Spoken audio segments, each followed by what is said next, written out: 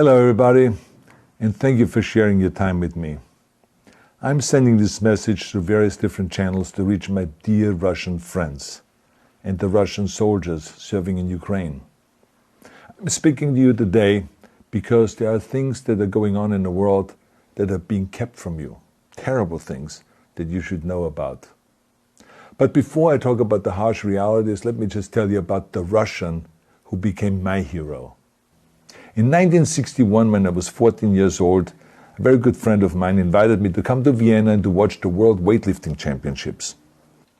I was in the audience when Yuri Petrovich Vlasov won the World Championship title, becoming the first human being to lift 200 kilograms over his head. And somehow a friend of mine got me backstage. All of a sudden, there I was, a 14-year-old boy, standing in front of the strongest man in the world. I couldn't believe it. He reached out to shake my hand. I still had a boy's hand. He had this powerful man's hand that swallowed mine. But he was kind, and he smiled at me. I will never forget that day. Never. I went home and I put his photo above my bed to inspire me when I started lifting weights. My father told me to take down that picture and to find a German or Austrian hero. He got really angry, and we argued back and forth. He didn't like Russians because of his experience in the Second World War. You see, he was injured at Leningrad, where the Nazi army that he was part of did vicious harm to the great city and to its brave people. But I did not take the photograph down, no, because it didn't matter to me what flag Yuri Vlasov carried. My connections to Russia didn't stop there, by the way. Oh, it actually deepened when I traveled there with bodybuilding and for my movies and met all my Russian fans. And on one of those trips, I remember, I met Yuri Vlasov once again. It was in Moscow during the filming of Red Heat, which was the first American movie allowed to film in Red Square. Now, he and I spent the whole day together. He was so thoughtful, so kind, and so smart, and, of course, very giving. He gave me this beautiful blue coffee cup. And ever since then, I've been drinking my coffee out of every morning.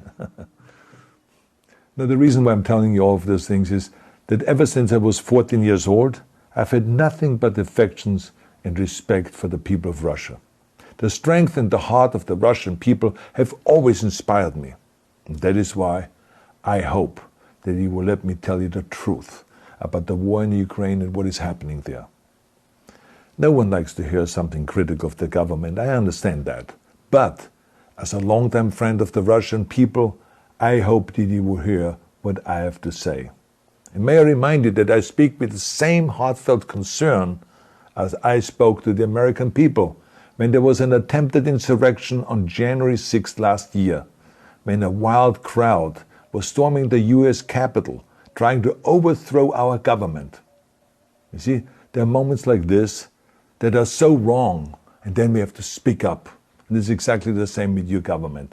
I know that your government has told you that this is a war to denazify Ukraine.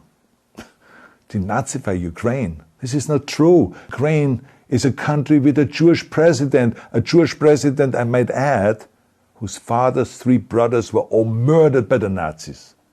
You see, Ukraine did not start this war. Neither did nationalists or Nazis. Those in power in the Kremlin started this war. This is not the Russian people's war. No. As a matter of fact, let me tell you, what you should know is that 141 nations at the UN voted that Russia was the aggressor and called for it to remove its troops immediately. Only 4 countries in the entire world voted with Russia. That is a fact. See, the world has turned against Russia because of its actions in Ukraine. Whole city blocks have been flattened by Russian artillery and bombs, including a children's hospital and a maternity hospital. 3 million Ukrainian refugees, mainly women, children, and elderly, fled their country, and many more are trying to seek to get out. It is a humanitarian crisis. Because of its brutality, Russia is now isolated from the society of nations.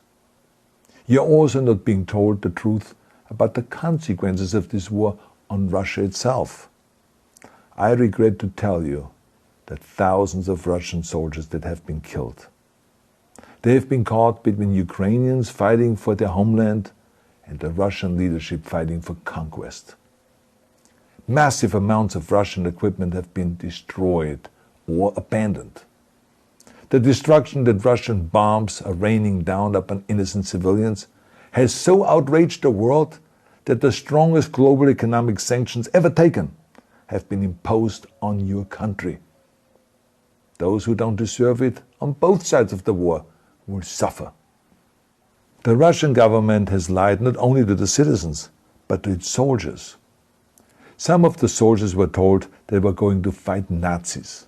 Some were told that the Ukrainian people would greet them like heroes, and some were told that they were simply going on exercise. They didn't even know that they were going into war, and some were told that they were there to protect ethnic Russians in Ukraine.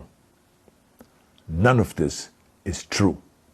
The fact is that Russian soldiers have faced fierce resistance from the Ukrainians who want to protect their families and their country. When I see babies being pulled out of ruins, I think that I'm watching a documentary about the horrors of the Second World War, not the news of the day. Now let me tell you, when my father arrived in Leningrad, he was all pumped up on the lies of his government. And when he left Leningrad, he was broken, physically and mentally. He lived the rest of his life in pain. Pain from a broken back, pain from the shrapnel that always reminded him of these terrible years, and pain from the guilt that he felt. To the Russian soldiers listening to this broadcast, you already know much of the truth that I've been speaking. You have seen it with your own eyes. I don't want you to be broken like my father. This is not the war to defend Russia that your grandfathers or your great-grandfathers fought. This is an illegal war.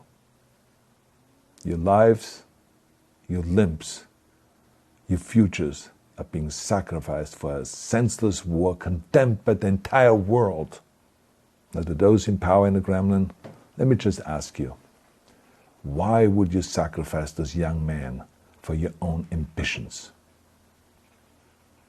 To the soldiers who are listening to this, remember that 11 million Russians have family connections to Ukraine. So every bullet you shoot a brother or a sister. Every bomb or every shell that falls is falling not on an enemy, but on a school, or a hospital, or a home. I know that the Russian people are not aware of such things are happening. So I urge the Russian people and the Russian soldiers in Ukraine to understand the propaganda and the disinformation that you are being told. I ask you to help me spread the truth. Let your fellow Russians know the human catastrophe that is happening in Ukraine. And to President Putin I say, you started this war. You are leading this war. You can stop this war. Now, let me close with a message to all of the Russians who have been protesting on the streets against the invasion of Ukraine. The world has seen your bravery. We know that you have suffered the consequences of your courage. You have been arrested, you have been jailed, and you have been beaten. You are my new heroes. You have the strength of Yuri Petrovich Vlasov. You have the true heart of Russia. My dear Russian friends, may God bless you all.